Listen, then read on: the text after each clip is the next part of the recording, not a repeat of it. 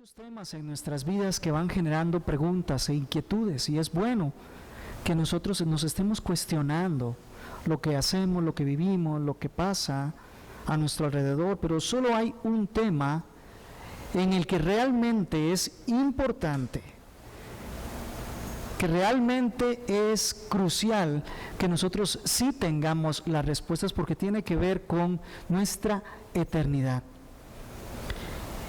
Es importante preguntarse, por ejemplo, ¿para qué sufrió Cristo Jesús la cruz del Calvario? Preguntarse, por ejemplo, ¿por qué motivo fue Él crucificado? Algunos dirán que llegó el Señor ahí por amar la verdad. Otros dirán que lo hizo para mostrarnos simplemente un ejemplo de entrega. Algunos dirán que fue hasta innecesario que Él llegase a la cruz del Calvario, y otros tantos dirán que fue totalmente improductivo. Pero debemos tener nosotros bien claro que existía un propósito que el Señor previamente ya había comunicado, para lo cual la cruz era determinante, era central, era esencial. Fue ahí en la cruz donde Cristo Jesús tuvo que soportar la ira de Dios causada por los pecados ajenos, es decir, por los pecados que no le correspondían al Hijo de Dios, porque Él no los cometió nunca, sino que fueron los pecados suyos y los pecados míos, nuestras obras de maldad y de impiedad. Él las llevó en ese momento en la cruz del Calvario, con el único propósito de abrir el camino al Padre Celestial para todo aquel que en Él cree. Cristo llegó allí por las perversas obras tuyas y mías. Fue nuestra impiedad lo que lo hizo a Él cargar esa cruz, y lo hizo con el propósito de que a cambio nosotros seamos los que cargamos su justicia, su gloria. Lo hizo a cambio de que ustedes y yo verdaderamente estemos disfrutando de pertenecer al reino de los cielos. Voy a invitarle a que leamos el capítulo 27 del verso 33 hasta el 44, y el título de mi sermón hoy es Su cruz, nuestra salvación.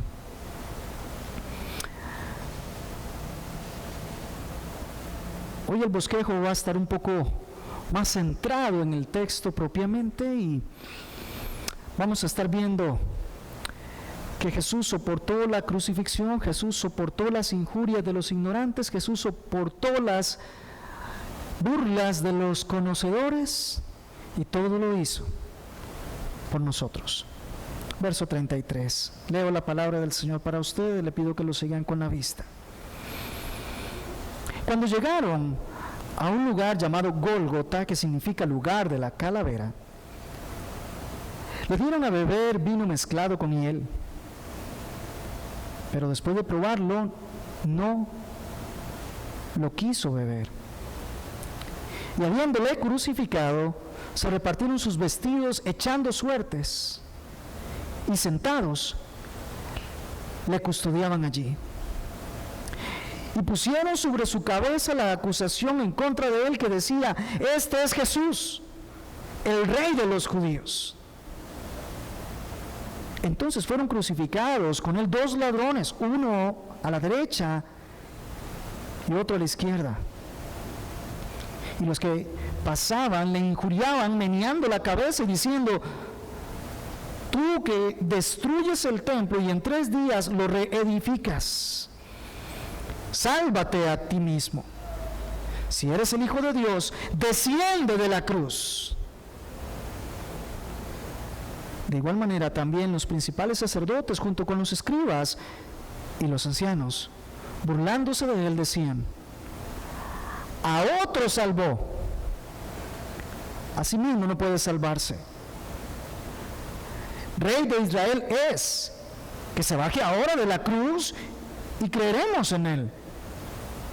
En Dios confía, que le libre ahora si Él le quiere, porque ha dicho: yo soy el Hijo de Dios.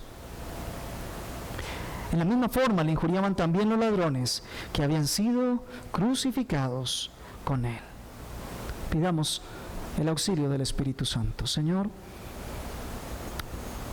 sabemos que estamos tocando las fibras más sensibles de el mensaje del Evangelio, la quinta esencia, el centro, el fundamento de tu mensaje, de tu plan redentor, de tu obra.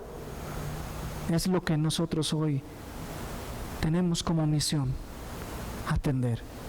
Sabemos que es una obra y experiencia que no vamos a alcanzar en nuestras fuerzas, en nuestras capacidades. Dependemos, Espíritu Santo, de tu guía en esta mañana.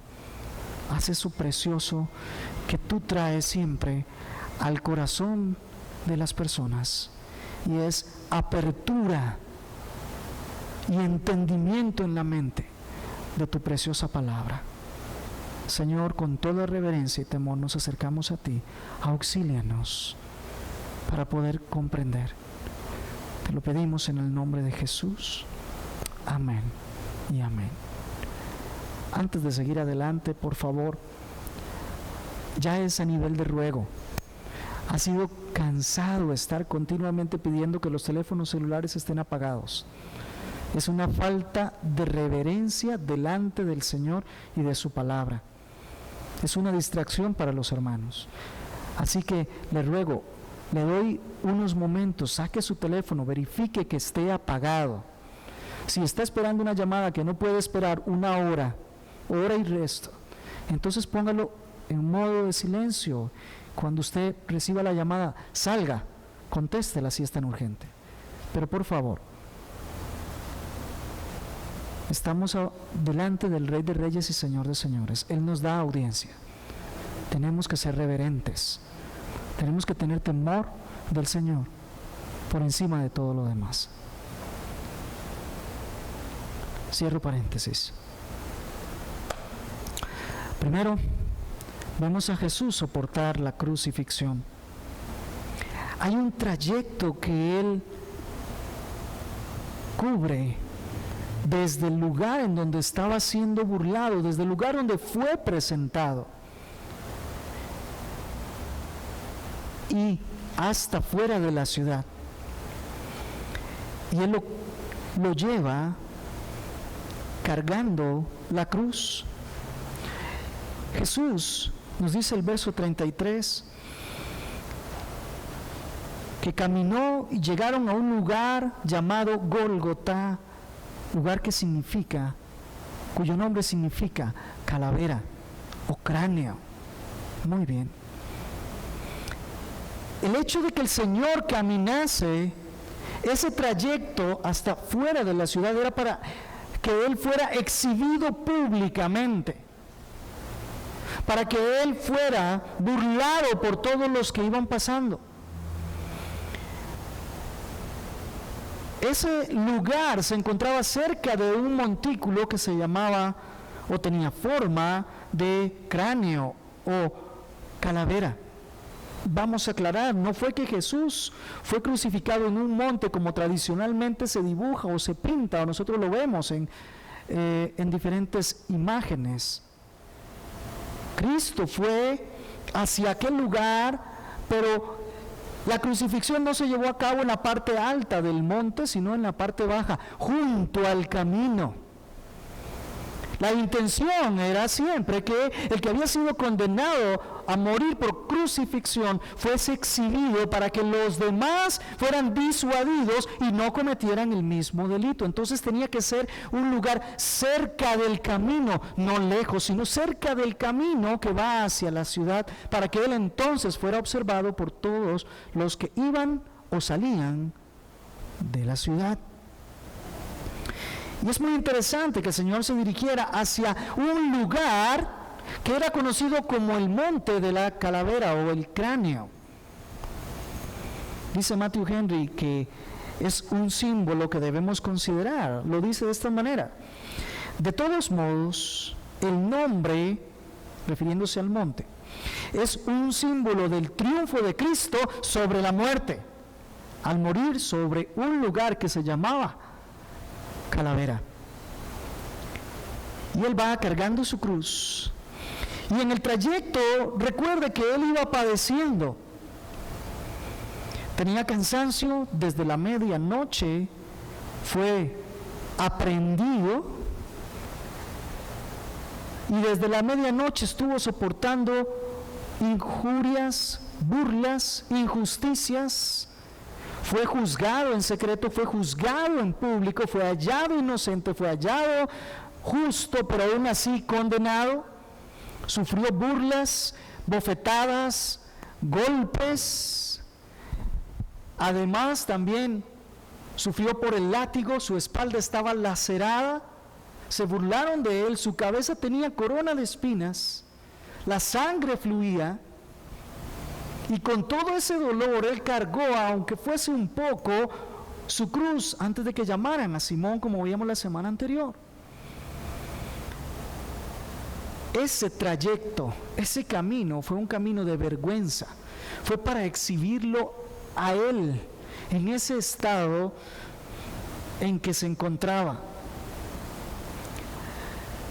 Los peores delincuentes eran tratados de esa manera. Decíamos, para Roma, una persona que había cometido delitos que ellos calificaban como los peores, y sobre todo aquellos que eran contra el imperio, eran personas que no eran dignos de ser tratados ni siquiera como seres humanos.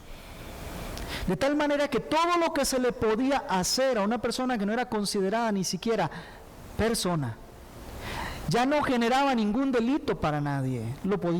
Se podían burlar, lo podían golpear, le podían hacer lo que fuera, que no había dignidad allí, a los ojos de la gente.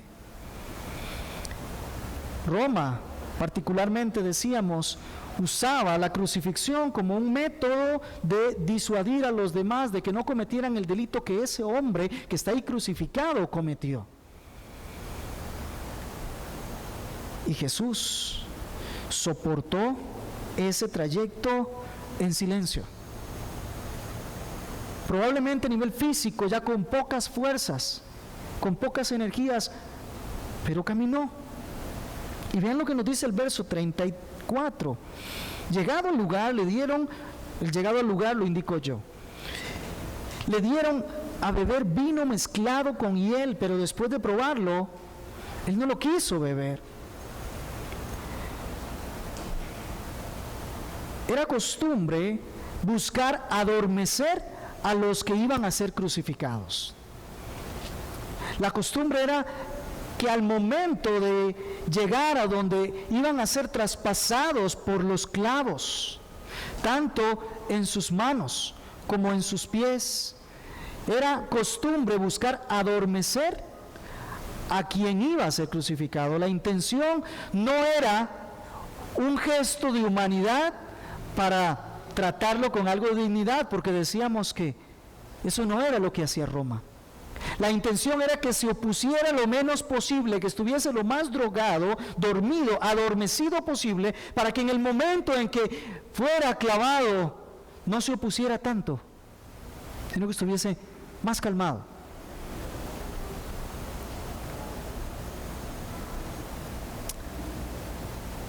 Y nuestro Señor Jesús, cuando llegó al lugar, le dieron a beber aquella mezcla que permitía que quien iba a ser crucificado se adormeciera. Era como un narcótico natural. Mateo nos dice que era vinagre con hiel. Si nos vamos a Marcos, la referencia de Marcos en 15:23 es que era vino mezclado con mirra.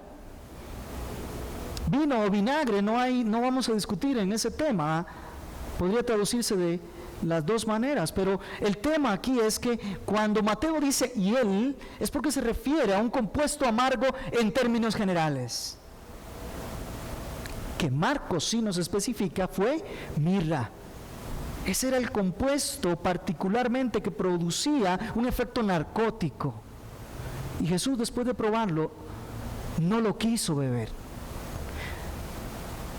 Y la pregunta que siempre nos hacemos es, ¿por qué? ¿Por qué Cristo no quiso beber ese compuesto, esa mezcla que le iba a adormecer para los sufrimientos que tenía?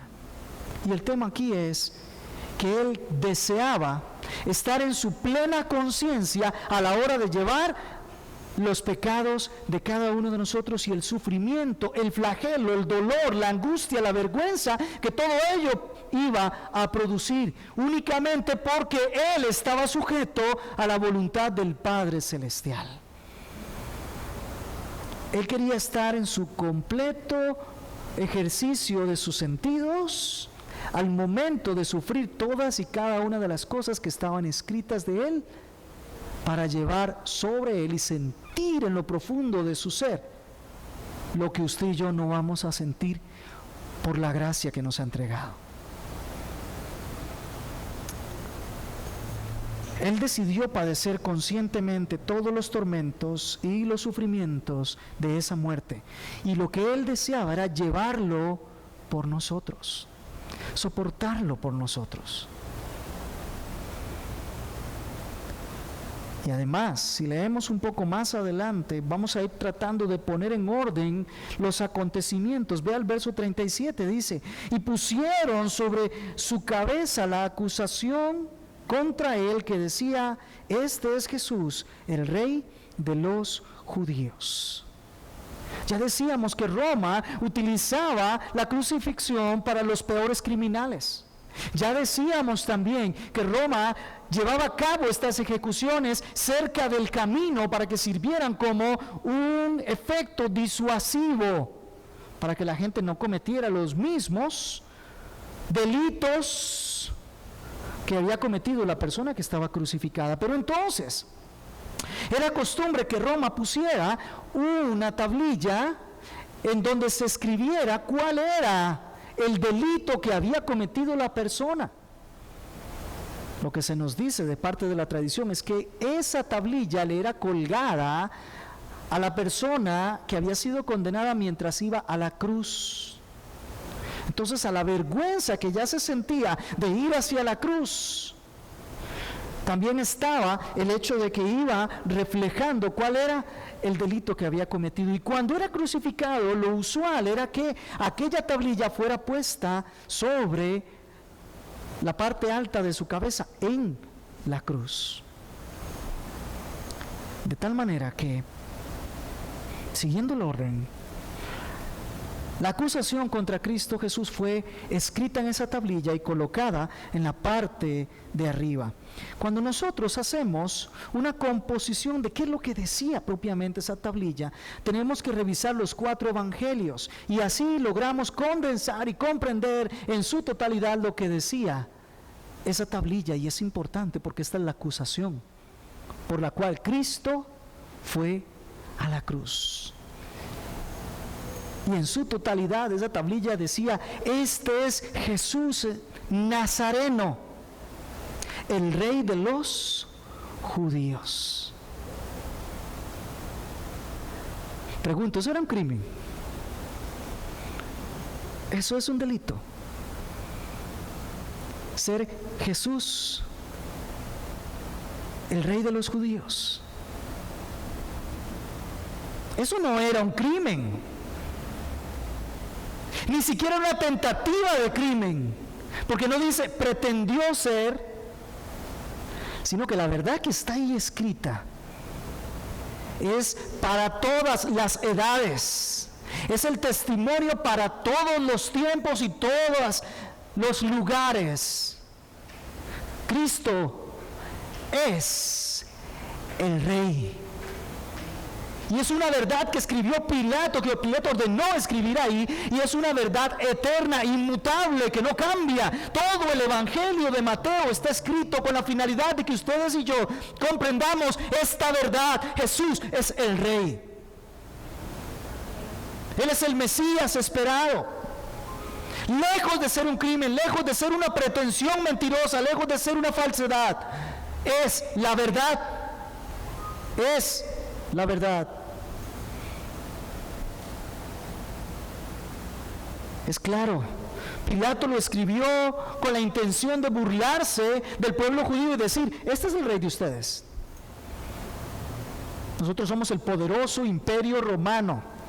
Ustedes sencillamente tienen un rey que lo que es una imitación de lo que realmente es un rey a los ojos de Pilato. Él pretendía burlarse de los judíos con esto. Pero Pilato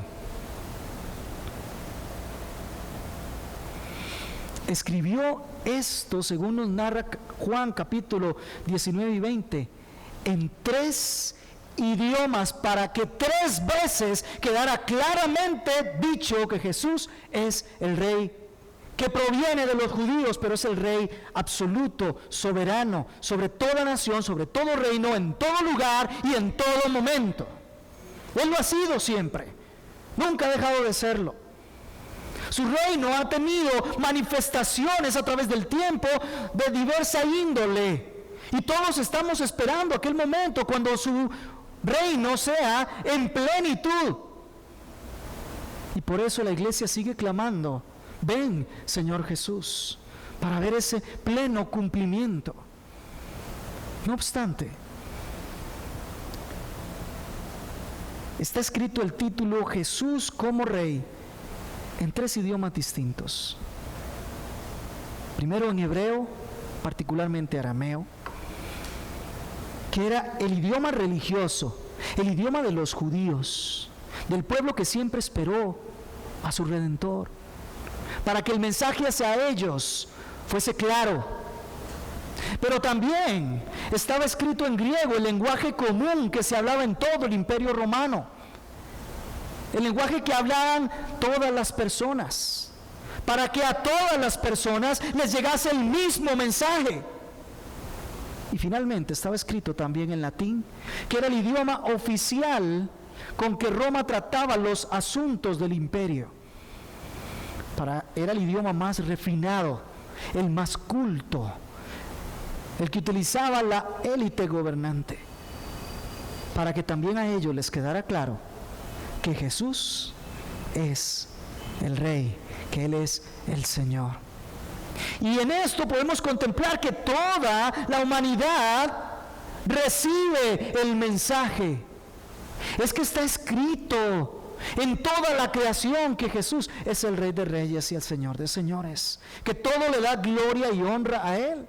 Y nosotros, como su iglesia, estamos en la tierra precisamente para hacer ese mensaje, de llevar a los demás las buenas nuevas de que hay salvación en Cristo, el Rey de Reyes, el Mesías prometido. Verso 35, vamos en orden de acontecimientos. Y habiéndole crucificado, se repartieron sus vestidos, echando suertes, y sentados allí le custodiaban. Claro, se refiere a los soldados de Roma que previamente a la crucifixión habían despojado a Cristo de sus vestidos, lo habían desnudado para clavarlo en la cruz. Se apropiaron de los vestidos para repartirlos como despojos entre ellos. Estos ignorantes, estos lo hicieron bajo la ignorancia.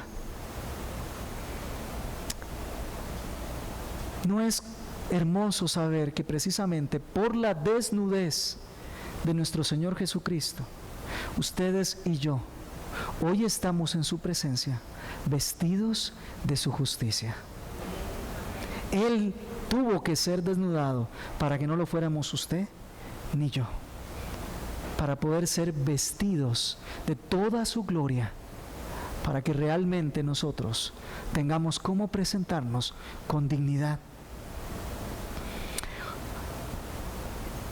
En el escrito paralelo de el hermano Juan, en el capítulo 19, verso 23, se nos dice que sus vestidos, los vestidos de Jesús, fueron repartidos entre 4 soldados. Ahora bien, cuando una persona era condenada a la crucifixión y llegaba el momento de ser ejecutado, se asignaban 4 soldados para que vigilaran que aquella persona saliera y soportando la cruz, llegase al monte.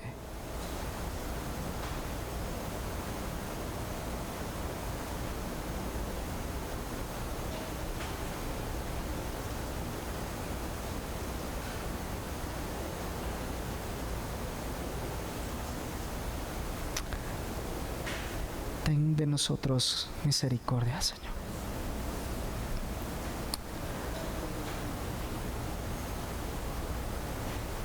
Jesús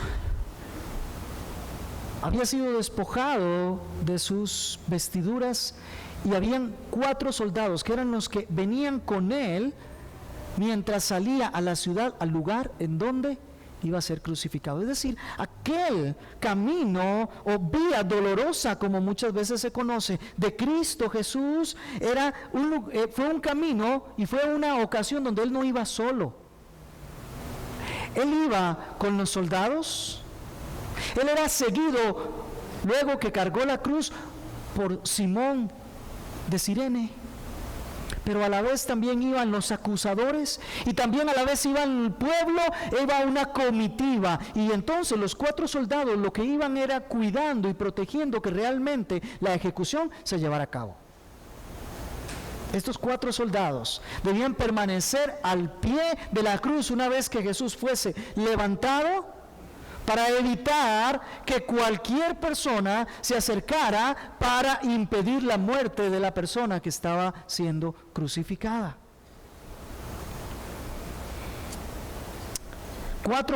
Las 4 partes exteriores del vestido de Jesús fueron repartidas cada uno de los 4 soldados. Pero la parte interior del vestido de Jesús, la túnica, esa no la dividieron por una única razón. Y es porque estaba hecha de una sola costura. Era una sola tela. Únicamente tenía la perforación arriba para el cuello, para los brazos y para las piernas. Si la dividías, ya no iba a funcionar. Entonces, ¿qué hicieron los soldados? Echaron suertes para ver quién se dejaba esa túnica. Solo uno la conservaba. Era la costumbre de los soldados que ejecutaban quedarse con los bienes de la persona ejecutada. Eso era permitido. La persona ya estaba desnuda, ya iba a fallecer, ya no tenía nada y lo último que le quedaba, que eran sus ropas, también eran en ese momento robadas de su persona.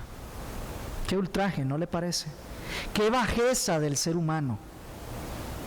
Qué manera de tratar a otro ser humano.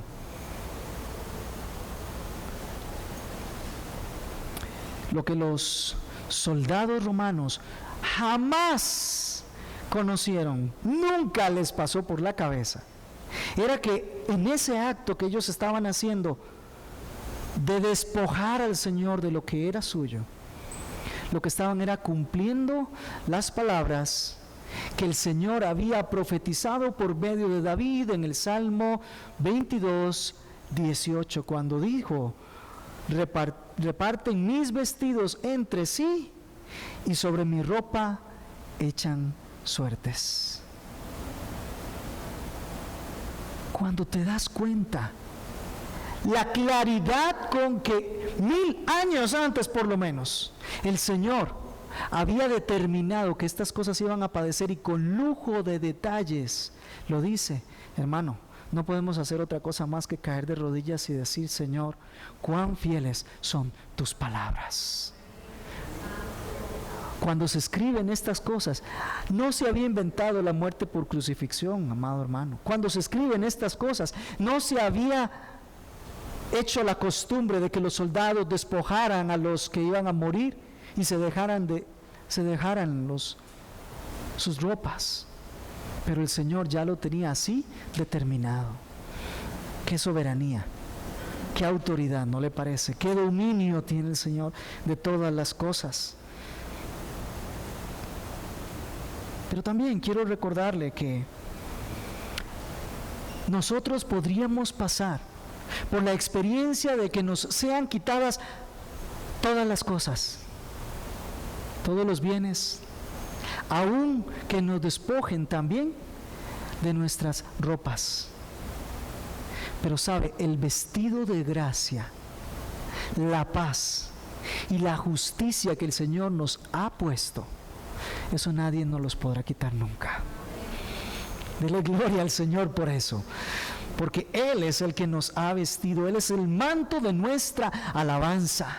Cuando usted se sienta ultrajado, cuando usted se sienta que le están haciendo injusticia, cuando usted se sienta ofendido y llegue al colmo la indignidad que usted pueda estar sintiendo, quiero pedirle que vuelva su mirada y vaya hacia la cruz del Calvario y se dé cuenta todo lo que usted ha recibido, que nadie le puede quitar, y dele gloria a Dios.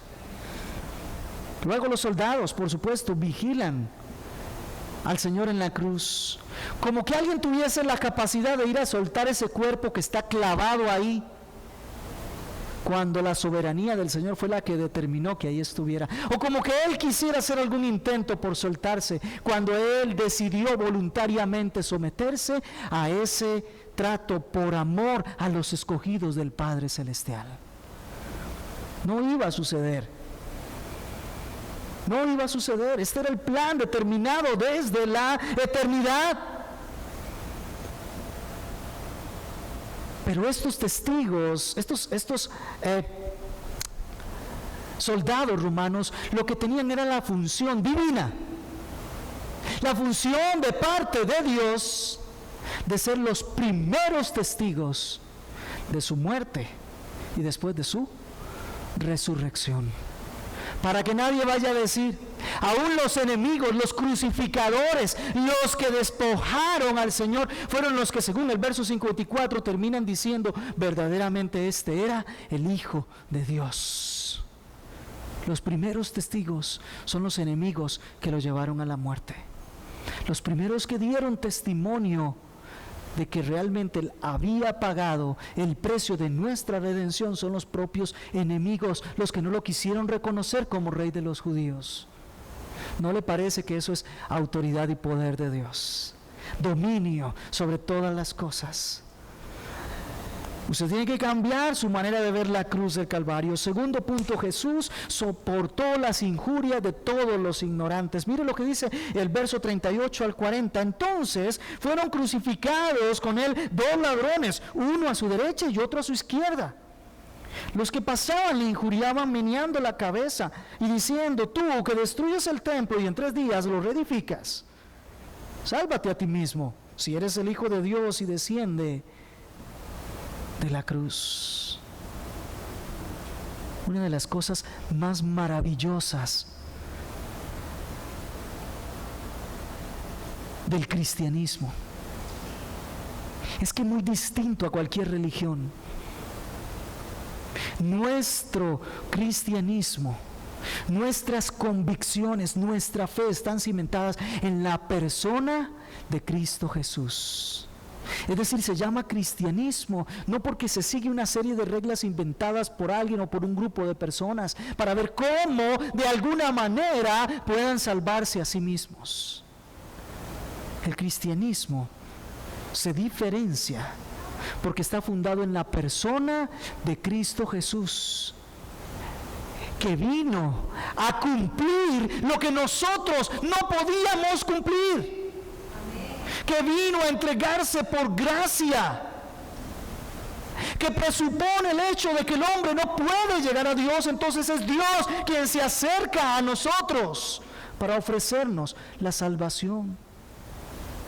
Es el hecho de que Jesús quiso ser contado como uno de nosotros, quiso llevar nuestro pecado.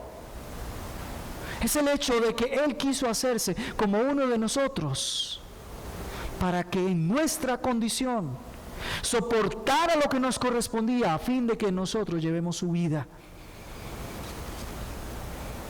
Mire lo que dice el verso 38. Entonces fueron crucificados con él 2 ladrones.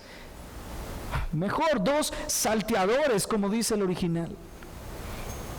Uno a la derecha y otro a su izquierda. Como que si vas pasando hacia la ciudad y te das cuenta que están crucificados 3, a los 3 los cuentas como si fueran 3 grandes pecadores.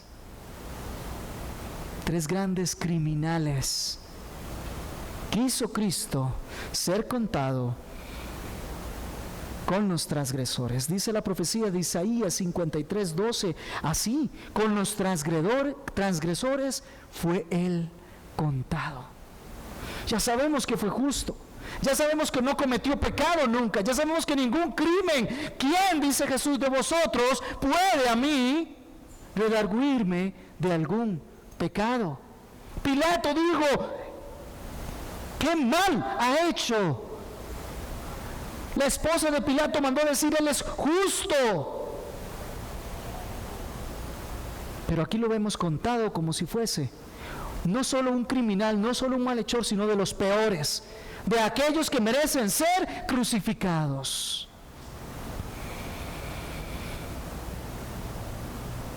No hay forma más gráfica de poder decir, Cristo fue uno como nosotros.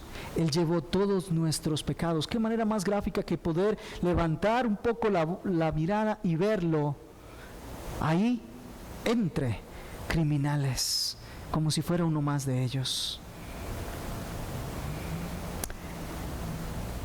Él llevó y soportó aún más sufrimientos y padecimientos que los 2 que tenía, uno a la derecha y otro a la izquierda. Por supuesto. Si hablamos del tema moral, si hablamos del tema espiritual, nadie nunca podrá llegar a experimentar siquiera cerca de lo que Jesús estaba experimentando en ese momento. Burlas, sí. Bofetadas, golpes, sí. Le escupieron, todo lo soportó. Físicamente lo hirieron, lo golpearon, la sangre fluía, estaba desnudo, pero al margen de todo eso, que es el sufrimiento físico y que no negamos, que en verdad Jesús físicamente tenía una constitución firme y fuerte para soportar eso. Pero quiero que piense un poco más allá. ¿Qué llevó el Señor allí en la cruz del Calvario? Estaba soportando todo lo que no merecía. Estaba siendo tratado como el peor de los criminales. Estaba llevando el gran cúmulo de pecados sobre sí mismo. Tal contradicción de pecadores, nos dice Hebreos capítulo 12, verso 3. Tal contradicción de pecadores Él tuvo que llevar, que soportar. Él sabía que venía el momento cuando iba a ocurrir el peor de los infiernos y Él iba a soportarlo. ¿Sabe de qué se trata el infierno? Se trata de la separación de la gracia y misericordia de Dios.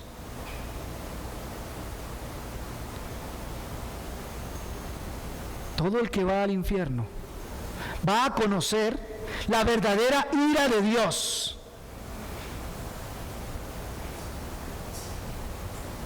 No habrá mano auxiliadora. No habrá misericordia, no habrá gracia, no habrá bondad. Y Jesús estaba por soportar eso. Hasta este punto, hasta este momento, estaba soportando la ira del hombre que lo había llevado hasta la crucifixión. Pero viene el momento crucial de soportar la ira de Dios por el pecado de la humanidad. ¿Qué Dios encuentras que haga eso? ¿Cuál religión hay algo que ofrezca algo al ser humano semejante, parecido a eso? Ciertamente, dice Isaías 53, 4 y 5, Él llevó nuestras enfermedades, cargó con nuestros dolores, con todo le tuvimos por azotado, por herido de Dios y afligido, mas Él fue herido por nuestras transgresiones, molido por nuestras iniquidades, el castigo de nuestra paz cayó sobre él, y por sus heridas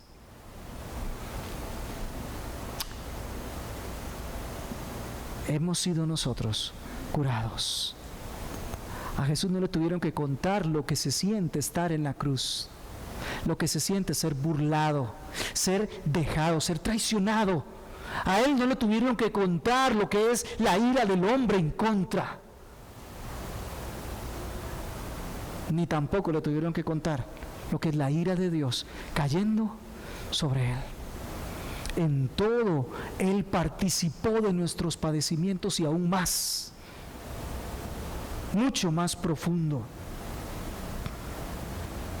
Además, soportó las expresiones de desprecio. Verso 39, los que pasaban le injuriaban y movían la cabeza, como cuando algo te desagrada, como cuando rechazas algo, como cuando algo tú lo desprecias. Eso era lo que los ignorantes, los transeúntes, que no sabían quién era, ni por qué estaba ahí, ni cuál era el propósito, eso era lo que ellos expresaban: injurias, burlas, desprecio al Señor. La expresión máxima de iniquidad del hombre es que no se siente satisfecho solo con llevar a Jesús a la cruz para que muriera, sino que además, pasando cerca de él, se burla, lo desprecia, mueve su cabeza, y veremos que además comienza a injuriarle, a difamarle. Parece que el ser humano no se sacia de hacer el mal. Razón tiene la Escritura cuando nos dice en Romanos que los hombres son inventores de males, de maldades, de iniquidades. Y vea qué expresión más clara de eso. No contentos con que hubiese sido condenado, no contentos con que estuviese crucificado, no contentos con que esté a punto de morir, sino que además pasan, se burlan, lo rechazan, lo desprecian. No se sacian con sangre, no se sacian ni aún con la muerte. El ensañamiento tiene que continuar contra el Salvador, con desprecio, con irrespeto, con falta de reverencia, sin rastro alguno de compasión ni respeto por su persona. Y soportó las infamias. El colmo de la impiedad es verlo levantar la voz cuando pasan cerca de Jesús y usar las palabras que Cristo había dicho, pero interpretarlas perversamente para seguirse burlando de él. Fíjese, y diciendo: tú que destruyes el templo y en 3 días lo reedificas, sálvate a ti mismo si eres el Hijo de Dios, y desciende de la cruz. Tú que destruyes el templo y en 3 días lo reedificas. Es una clara forma distorsionada de lo que el Señor realmente había dicho. Nunca dijo el Señor esas palabras.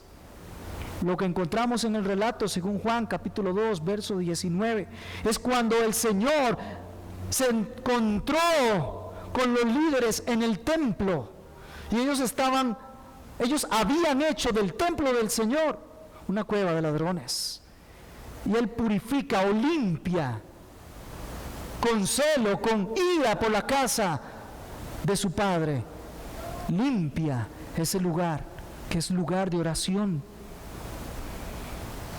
Y es cuando tiene este encuentro con los líderes del pueblo, y ellos le dicen: ¿qué señal nos das? Como diciendo: ¿quién eres tú? ¿Qué autoridad tienes? ¿Qué credencial portas para que vengas a actuar así dentro de la casa? Y leo textualmente, capítulo 2, versos 19 al 21 del Evangelio según Juan. Jesús respondió y les dijo: destruye este templo y en 3 días lo levantaré. Entonces los judíos le dijeron: en 46 años fue edificado este templo, ¿y tú lo levantarás en 3 días? Pero él hablaba del templo de su cuerpo. Ellos le decían: ¿qué señal nos das de que tú eres autoridad sobre el templo? ¿Qué señal tenemos? Y él les dice: destruid este templo y en 3 días lo levantaré. En otro momento dijo: generación perversa, malvada, demanda señal. No les daremos señal excepto la del profeta Jonás. El profeta Jonás, 3 días en lo profundo para luego salir. Él se refirió al hecho, a la profecía de que a él lo iban a asesinar, como ocurrió, pero 3 días después él iba a resucitar y a mantener su gloria tan visible como la vemos usted y yo el día de hoy. Pero el pueblo distorsiona las palabras de Jesús y le dicen: tú que destruyes el templo y en 3 días lo reedificas. Y esta distorsión era para burlarse, injuriarlo y provocarlo. Y le dice: entonces, tú que dijiste eso, sálvate a ti mismo. Wow, si eres el Hijo de Dios, y desciende de la cruz. De verdad que el pueblo era totalmente ignorante de la salvación que ya había sido dicha. Tan solo ibas a Isaías 52, 53 y lees la experiencia del siervo sufriente y te das cuenta que la salvación que el Señor estaba enviando no era para Él mismo, porque Jesús no tiene necesidad de que nadie lo salve. La salvación no era para Él, Él no se iba a salvar a sí mismo. La salvación es para los pecadores. La salvación es para los hombres que han vivido impíamente, que han violentado su ley, que no lo observan como a Dios, que se han burlado de Él, que lo han injuriado. La salvación es para todo aquel que en esa condición vuelve su mirada y pone su fe únicamente en Cristo Jesús. La salvación no era para Él, Él no se iba a salvar a sí mismo. Ese no era el plan, ese no era el proyecto. Así no funciona. Cristo declaró su misión al pueblo ya en Mateo 11:18, cuando dijo: porque el Hijo del Hombre ha venido a salvar lo que se había perdido, o a quienes se habían perdido. Él no estaba perdido, Él no era pecador, Él no necesitaba salvación, nunca la ha necesitado. Él es el Salvador. Él es la piedra que desecharon los edificadores, que vino a ser la cabeza del ángulo. Fue la misión de Jesús. Eso fue lo que se le declaró a José cuando supo que María estaba encinta. Y entonces el ángel se aparece y le dice que ella dará a luz un hijo y que él le pondrá por nombre Jesús, porque él salvará al pueblo de sus pecados. Mateo 1:21. Y mire usted cómo sigue el pueblo ignorante hablándole a Jesús: si eres el Hijo de Dios, sálvate a sí mismo si eres el Hijo de Dios. Y baja, desciende de la cruz. Si eres el Hijo de Dios es un cuestionamiento. ¿No te acuerdas de dónde viene esa frase de si eres el Hijo de Dios? De verdad que estos que iban pasando eran hijos del diablo. Y lo que hace su padre, el diablo, lo están reproduciendo ellos. En el tiempo de la tentación a Jesús, Satanás le dijo: si eres el Hijo de Dios, poniendo duda en una verdad tan firme que aún el cielo y la tierra van a pasar, pero eso jamás va a pasar.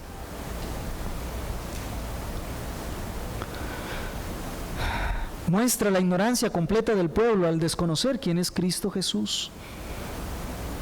Lo habían escuchado hablar como quien tiene autoridad. Lo habían visto hacer milagros y señales.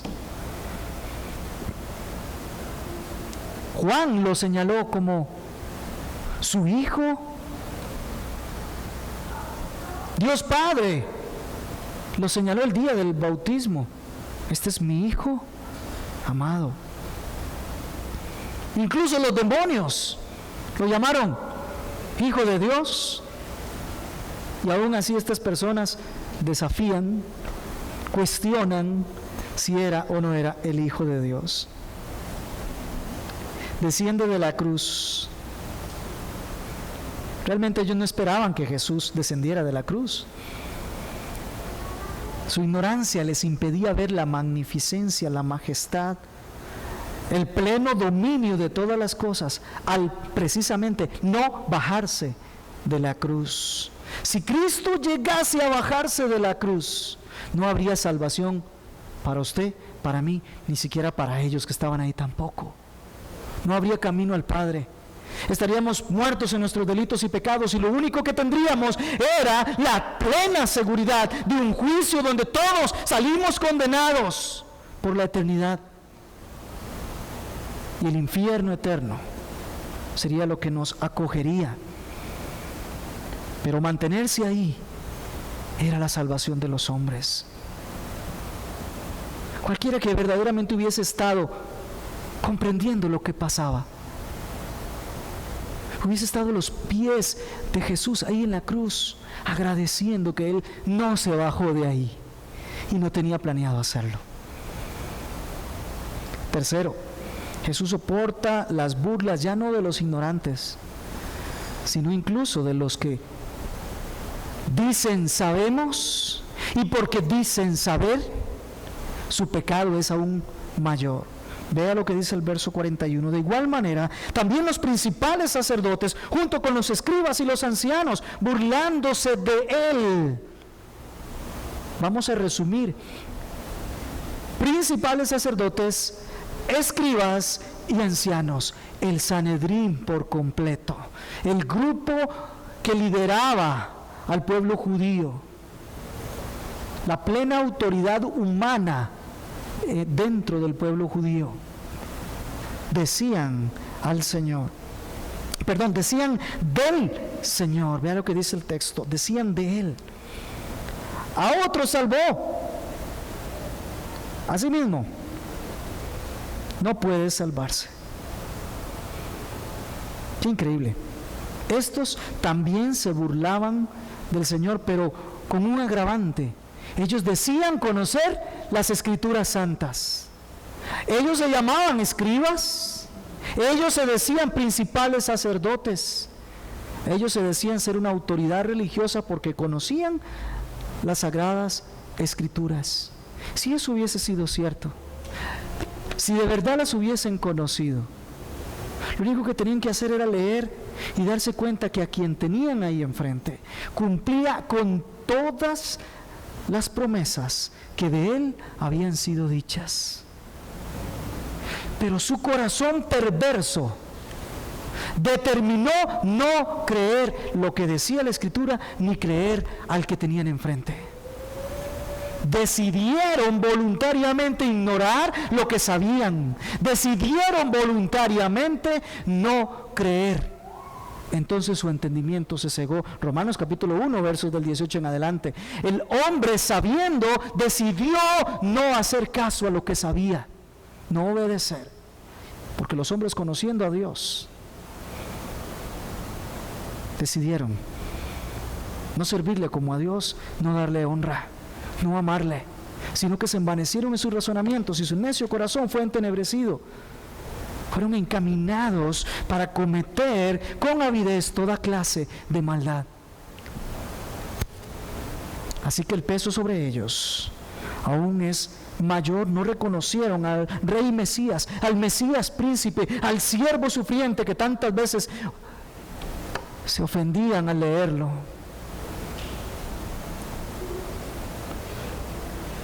Lejos de aplicar el conocimiento y ver al Rey de la Gloria, se burlaban de Él y lo despreciaban. Y todavía no sé si es posible que nosotros entendamos la necedad, la estupidez humana. Fíjese lo que estos hombres dicen: a otros salvó.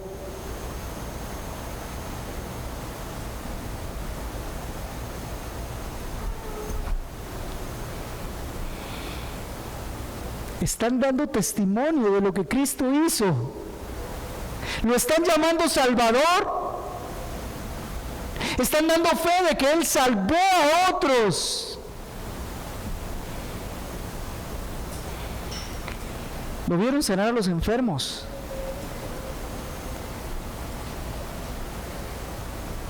Lo vieron alimentar a la multitud. Lo vieron echando demonios fuera. Lo vieron trayendo de la vida fuera de la ciudad a los que eran leprosos y ahora ser acogidos otra vez en familia. Y están con su boca reconociendo que Jesús es el Salvador, reconociendo que Él es el Rey, que Él es el Hijo de Dios. A otros salvó.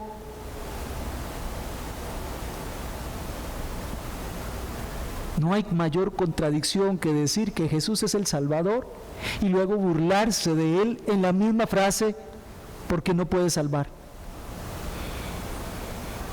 No hay mayor contradicción. Y lo triste es que no se queda para los escribas, no se queda para los principales sacerdotes, no se queda para los ancianos. ¿Cuántos hay dentro de la misma iglesia que han visto al Señor salvar a otros y todavía ellos no caen de rodillas para rogarle que los salve a ellos? Todavía permanecen en su necedad de llamarlo Salvador de otros.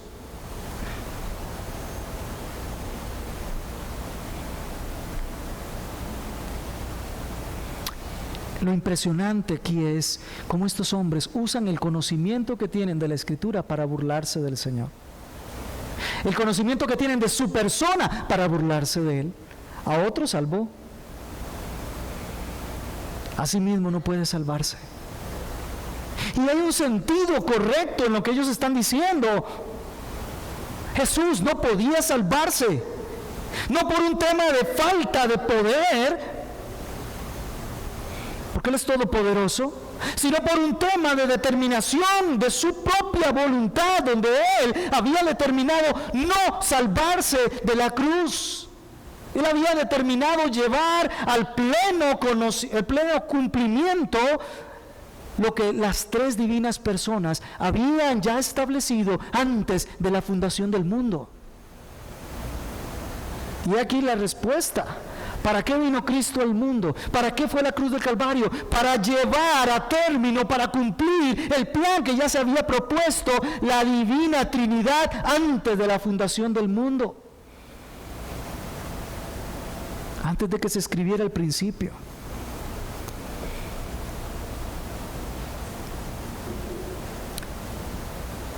Nuevamente, esa ignorancia voluntaria les hizo pasar por alto lo que ellos mismos incluso estaban diciendo.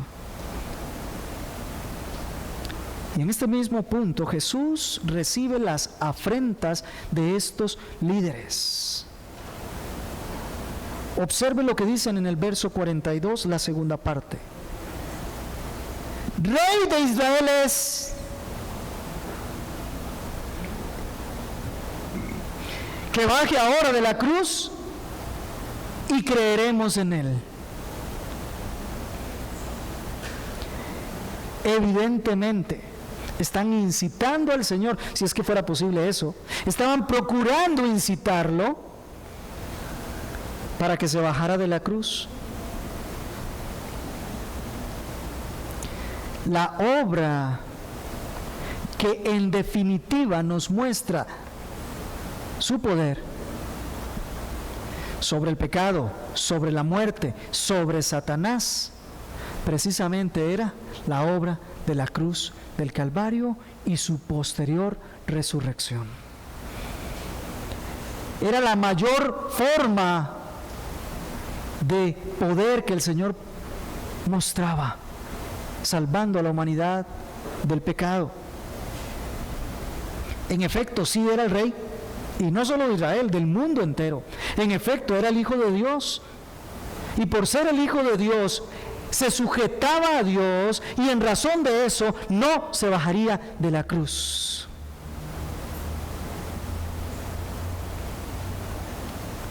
pues a eso vino al mundo.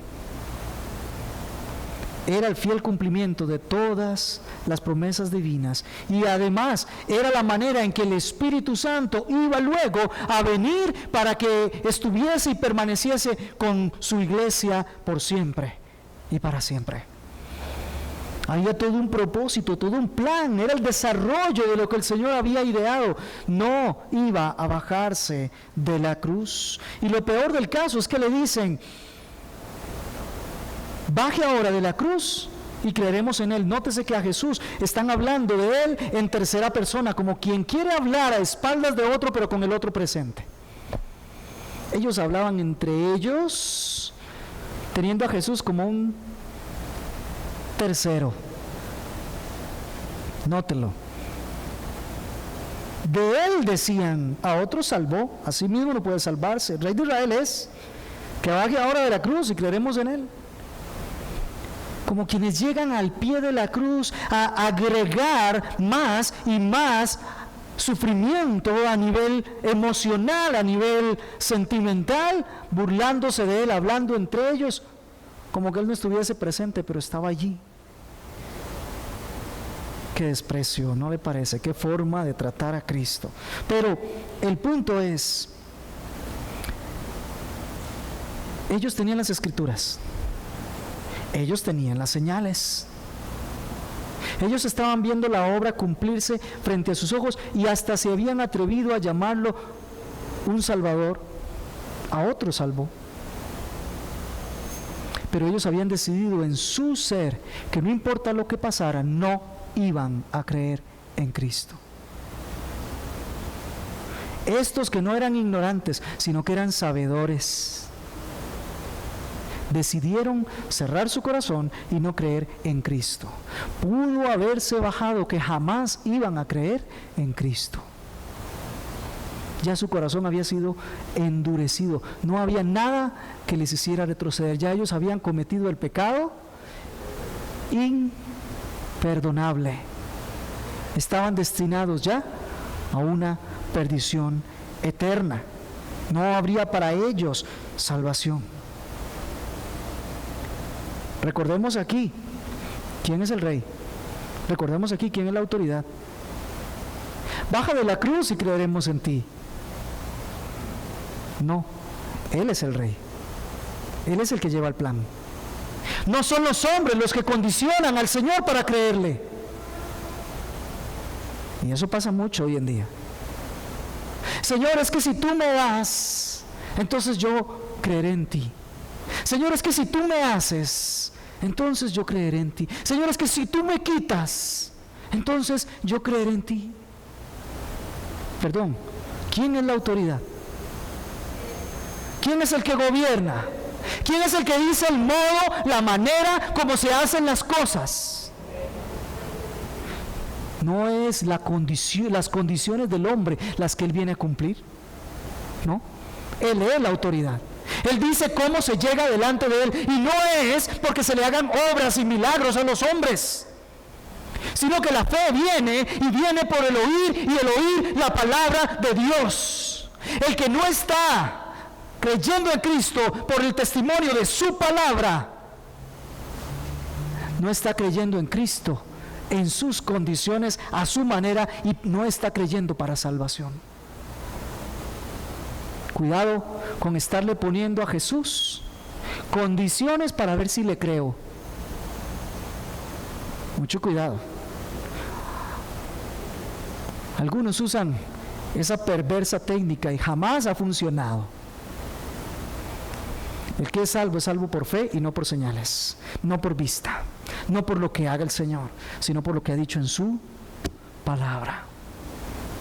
Bienaventurados todos los que han creído sin ver. Y hasta el día de hoy la iglesia seguirá sosteniéndose por la predicación de la palabra, no por las señales.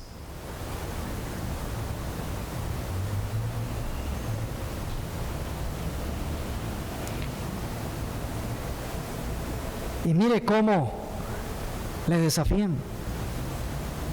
En Dios confía, que le libre ahora a Él si le quiere. porque ha dicho, yo soy hijo de Dios. Wow. Wow. ¿Sabe? Todos nosotros nos preocupamos por lo que dirán de nosotros. ¿No es cierto? Se llama temor al hombre, ¿verdad? Estar preocupado por lo que los demás dirán de nosotros. Algunos aconsejan que usted piense muy bien, a efectos de cómo va a vivir en esta tierra. Piense muy bien lo que le gustaría que escribieran en su lápida.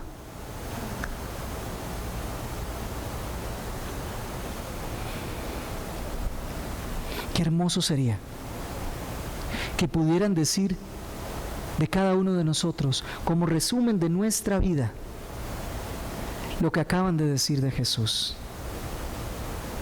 En Dios confía. ¿Se da cuenta? Estos perversos líderes impíos que sí están sufriendo en este momento, de maneras que nosotros no podemos ni siquiera repetir para decirlas. Están siendo usados por Dios para dar el mayor testimonio que se puede dar de una persona en esta tierra. No es que tuvo mucho dinero, no es que tiene mucha sabiduría, no es que alcanzó grandes cosas en su vida. El mejor de los testimonios que se puede dar de una persona sobre esta tierra es: en Dios confía. No es casualidad que el versículo central de la Escritura, cuando tú cuentas todos los capítulos hacia adelante y todos los capítulos hacia atrás, te encuentras un versículo central en las Escrituras, como que el Señor nos está diciendo: esto es una piedra de toque para nosotros. Salmo 118, verso 8. Mejor es confiar en Dios que confiar en el hombre. ¿No le parece un bonito desafío para que digan de usted, para que digan de mí? Ah, hermano Jaime, confía en Dios. Hermana Flori, confía en Dios.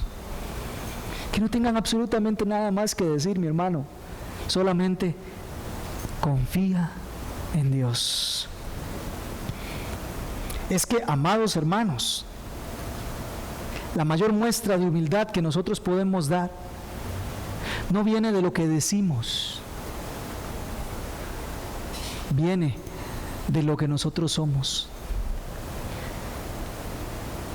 de lo que nosotros verdaderamente lo interno practicamos. La mayor humildad es confiar en el Señor, que quiere decir simultáneamente dejar de confiar en nosotros mismos. Dejar de confiar en los demás y en nosotros para confiar exclusivamente nuestras vidas a Cristo Jesús. Y ahí permanecer. El mayor agrado que Dios recibe de su pueblo es verlo confiando plenamente en Él. Las veces que el pueblo de Dios confió en sí mismo fueron las veces en que agraviaron a Dios y por eso el pueblo sufría. Pero cuando el pueblo escuchaba la voz de Dios y ponía toda su vida en lo que el Señor había dicho, eran los momentos de mayor victoria para el Señor. A David se le ocurre contar cuántos caballos, cuántos soldados, cuántas espadas tiene para salir a la guerra. Y por ese pecado murieron muchos, simplemente por hacer una contabilidad de las fuerzas que tenía. Porque las fuerzas de David no estaban en los caballos, no estaba en el ejército. La fuerza de David no estaba en su sabiduría y habilidad. La fuerza de David estaba en Dios. ¿No le parece que lo mejor que podemos hacer es confiar en Dios? En todo momento de nuestras vidas. De todas maneras le voy a decir algo. Miqueas 6:8 nos dice, son de esos versos en la Biblia que nos hablan tan claro de qué es lo que Dios pide de nosotros, cuál es la perfecta voluntad de Dios, agradable y buena. Y nos dice Miqueas 6:8 de la siguiente manera: Él te ha declarado hombre lo que es bueno. ¿Y qué es lo que demanda el Señor de ti? Sino practicar la justicia, amar la misericordia y amar y andar humildemente delante de Dios. Andar humildemente delante de Él, confiar plenamente en Él, sujetarse a su autoridad, sea Él su fuerza, sea Él su salud, sea Él su habilidad, sea Él todo para usted y para mí.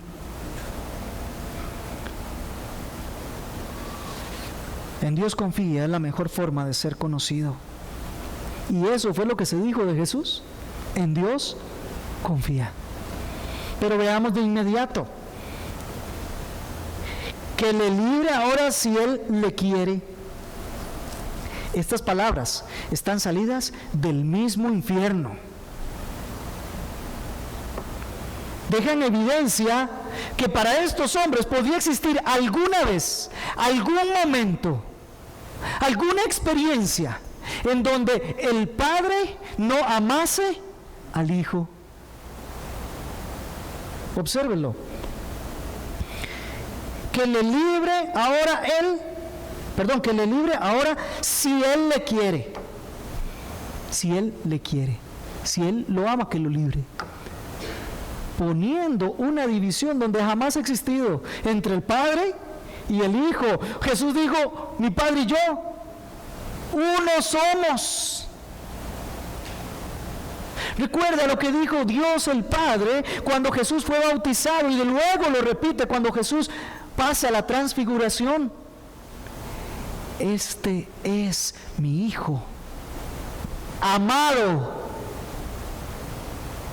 Y debo decirle algo más. Si hay algo que complace a Dios, y dicho sea de paso, solo eso complace a Dios, es su Hijo. A Dios Padre solo le complace su Hijo. Toda su complacencia está en Jesús y solo en Él, y nada más en Él. Es por eso que si usted y yo estamos en Él, somos amados, y amados completamente. Estando en Él, nosotros complacemos al Padre. Dicho de otra manera, no estando en Él, nosotros no podemos complacer al Padre Celestial. No hay manera. Separados de mí, diría Cristo, nada podéis hacer. Es que toda bendición espiritual, nos dice Efesios capítulo 1, versos del 3 en adelante, toda bendición espiritual es en el amado. Es en Cristo Jesús. Si no es en Cristo Jesús, no hay bendición de Dios. No lo hay. Algunos andan pidiendo que Dios les bendiga, pero están muy lejos de Cristo. Eso no es posible. Eso no es posible. Dios ama, Dios Padre ama a Jesús. Jesús ama a Dios Padre. Hay una intercomunicación. Y todavía no más. Porque ha dicho, yo soy el Hijo de Dios. Fíjese qué hombres más perversos. Dudando de si Jesús era el Hijo de Dios. Le pregunto, ¿usted duda si de verdad Jesús es el Hijo de Dios? Qué dicha que no respondieron de una vez. ¿De verdad usted está seguro que Jesús es el Hijo de Dios? El sumo sacerdote, en Mateo capítulo 26, versos 63 y 64, dijo que Jesús es el Hijo de Dios. Los demonios en Marcos 3:11 dijeron, Jesús es el Hijo de Dios. Pedro en Mateo 16:16 dijo, Jesús es el Hijo de Dios, y no se lo revolvió carne y sangre. El mismo Sanedrín en Lucas 22:70 dijo, Él es el Hijo de Dios. El apóstol Juan en Juan 1:34 dijo, Él es el Hijo de Dios. Natanael en capítulo 1 verso 49 de Juan dijo, Él es el Hijo de Dios. Marta dijo en Juan 11:27, Él es el Hijo de Dios. El centurión romano junto con los que estaban cuidando esa cruz dijeron en Mateo 27:54, Él es el Hijo de Dios. Y por encima y muy superior a todo eso, El Padre Celestial dijo: este es mi Hijo amado. Todo nos grita que Él es el Hijo de Dios. ¿Y qué es lo importante de que Él sea el Hijo de Dios? ¿Sabe lo importante? De que Él sea el mismo Hijo de Dios. Es que solo en Él hay salvación. Si Él no fuese el Hijo de Dios, no habría salvación. Y terminamos, verso 44. Y con Él fueron crucificados 2 ladrones, 2 salteadores, ladrones que se escondían en los caminos, uno a la derecha y otro a la izquierda, nos había dicho ya el texto. 2 fueron crucificados con Él. Jesús soportó además las injurias de estos hombres. Vea lo que dice: de la misma manera le injuriaban también los 2 ladrones que habían sido con Él crucificados. Qué increíble contradicción de pecadores contra Él mismo. Todo lo soportó por amor. Ser contado ahí entre ellos. Ellos también le injuriaban, ellos también se burlaban. Amados, hasta este punto todos se han burlado de Cristo. Todos le han injuriado. Aún los que están dando testimonio de que Él es el Hijo de Dios. Todos. Eso es lo que la humanidad demostró y sigue demostrando. Ese es el producto del hombre. Por favor, de una vez, desterremos ese pensamiento de que los hombres son buenos. Desterrémoslo. Vea lo que produce el hombre, a la perfecta santidad de Dios. Vea lo que produce al perfecto Hijo de Dios. Le produce la muerte, le injuria, le calumnia, le difama, lo golpea, lo destruye, se burla. Esa es la mayor muestra de impiedad e indignidad de la humanidad para con Dios. Y algunos andan diciendo por ahí que Dios es el malo. Algunos andan diciendo por ahí que Dios es el que hace mal.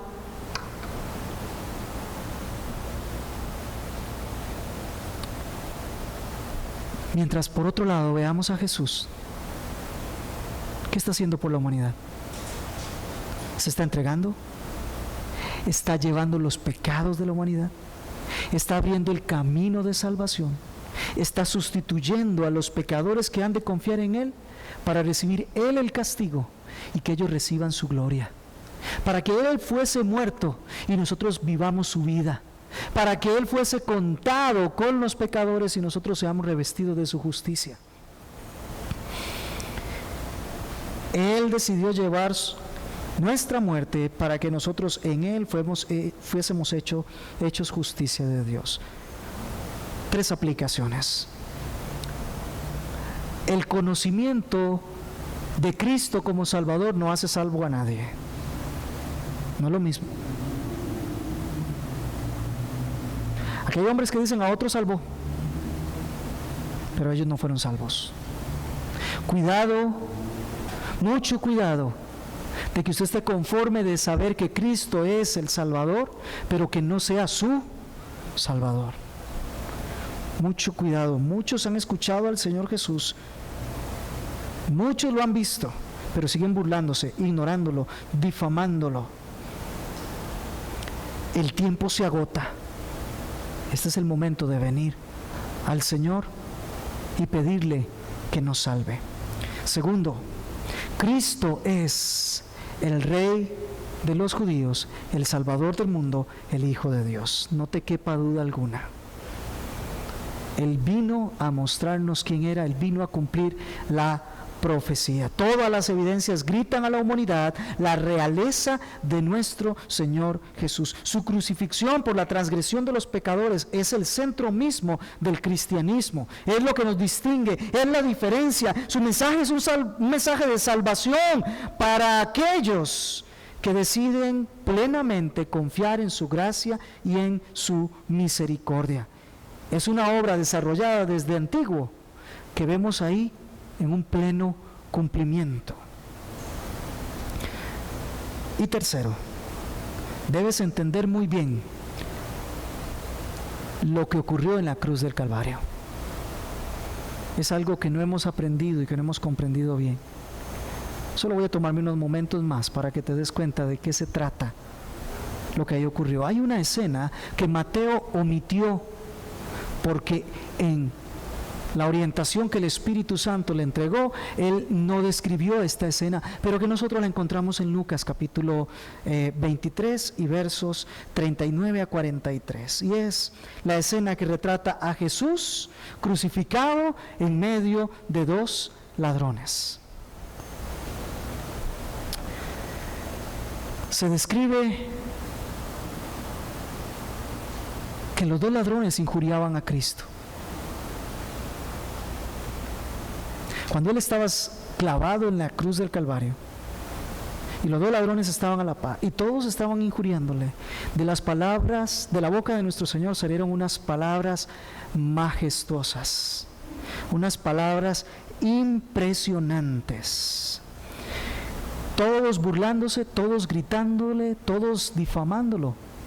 Y de la boca de Cristo salen las siguientes palabras: Padre, perdónalos porque no saben lo que hacen.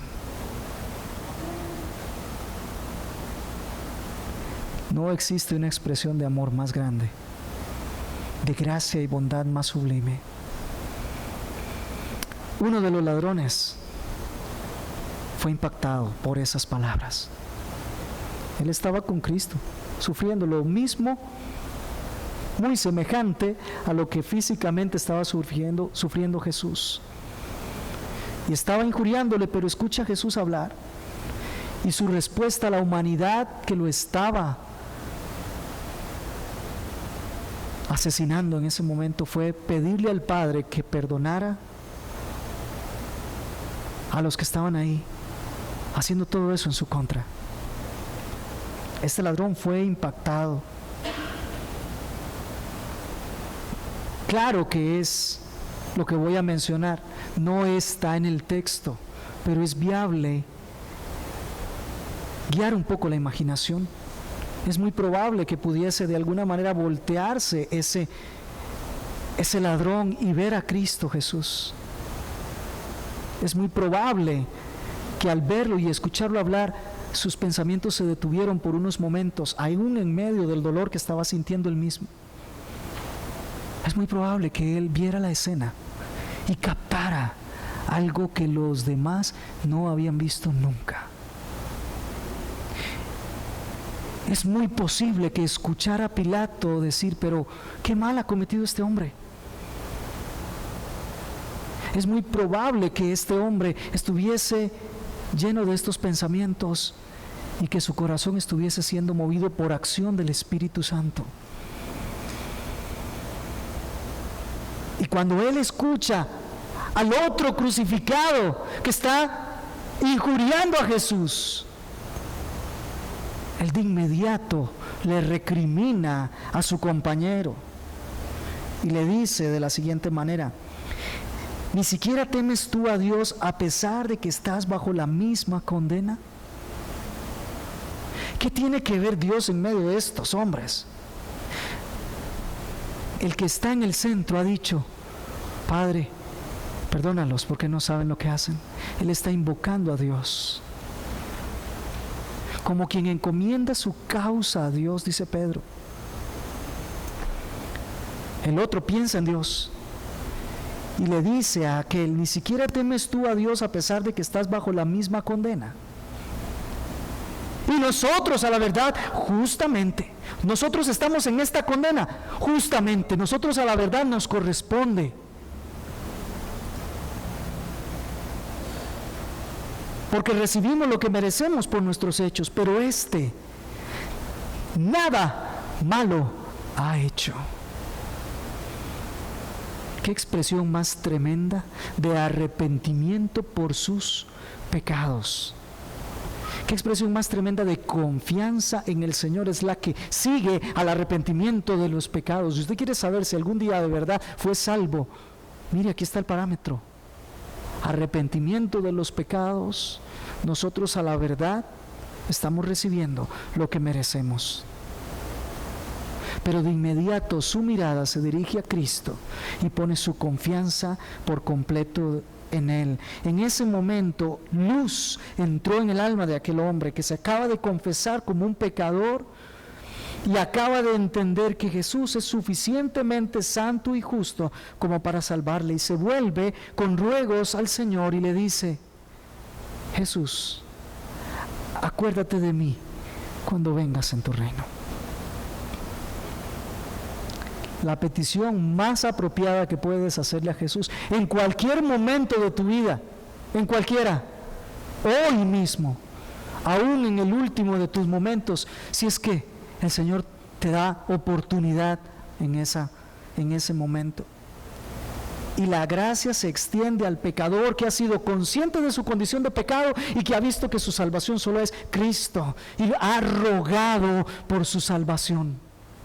La gracia es movida de parte de la majestad del cielo, de parte del Salvador del mundo, que se vuelve y le da la respuesta más grandiosa que usted puede obtener de Cristo. No es que le sane de su enfermedad, no es que le repare la casita, no es que le repare un trabajo o que le dé un salario. No es ni siquiera que le dé la conversión de sus familiares. La respuesta más hermosa que se puede recibir de Cristo Jesús es esta: en verdad te digo, hoy estarás conmigo en el paraíso. Gloria sea al Señor. Ese mismo día, ambos murieron. Ambos entraron en el paraíso ese mismo día. Si eso no te mueve para darle la gloria y la honra a nuestro Señor Jesucristo, ya nada lo podrá hacer. Concluyo. Jesús soportó las burlas, tormentos, injurias, humillaciones, todos nuestros pecados, todo lo que nuestros pecados pudieran hacer, Él lo soportó. Se sometió para llevar sobre sí todas nuestras transgresiones. La mayor de las iniquidades fue expresada en esa cruz, la que nos correspondía a nosotros. No era el pago por sus propios actos, fue todo lo que nosotros arrojamos sobre Él. Cristo fue hecho pecado por nosotros y murió nuestra muerte. Su único propósito fue darnos vida y revestirnos de su justicia para disfrutar de Él eternamente. ¿Sabe qué dice 2 Corintios 5:21? Al que no conoció pecado, le hizo pecado por nosotros para que nosotros fuésemos hechos justicia de Dios en Él. Dice Gálatas 3:13, Cristo nos redimió de la maldición de la ley, habiéndose hecho maldición por nosotros, porque escrito está: maldito es todo el que es colgado en un madero. El ladrón fue salvo en el momento en que observó a Jesús y puso su confianza en Él, viéndolo entregar su vida en rescate por muchos. Es así como el Señor ese mismo día le llevó al paraíso, como un don, como una gracia, por reconocerlo a Él como santo y justo. Este es el testimonio para nosotros, para que sepamos que no importa la condición de vida que nosotros tengamos, no importa lo que nosotros hayamos hecho, no importa que merezcamos la cruz, y le estoy seguro que todos aquí merecemos esa cruz. No importa cuál es la condición, una mirada al Salvador, un reconocimiento de todos nuestros pecados y un ruego para que Él nos salve, depositando toda nuestra confianza por la eternidad en Él, es suficiente para que nosotros seamos trasladados al reino de los cielos y disfrutemos para siempre con Él. Pero cuidado, el otro ladrón no tuvo esa mirada de fe y no fue salvo. La prevención en ambos es que veamos al centro, veamos a Jesús, confiemos, honremos a Él. Incline su cabeza por unos momentos, vamos a orar. Quiero recordarte que la fe, diría el hermano Francisco La Cueva, es el brazo que se extiende para tomarse de la gracia salvadora de Cristo el Señor. Brazo débil de nosotros que se estira a pedir y rogar que el Señor nos salve, pero brazo fuerte de la gracia para extendido sostenernos para siempre con Él. Señor, esta mañana nosotros reconocemos que Tú eres el Rey, que Tú eres el Señor. Gracias porque Tú te entregaste en esa cruz por los pecados nuestros, y todas esas cosas que sufriste las soportaste por amor de nosotros, a fin de llevarnos a la gloria, a fin de mantenernos contigo. Te honramos en esta mañana, Jesús. Es para tu gloria.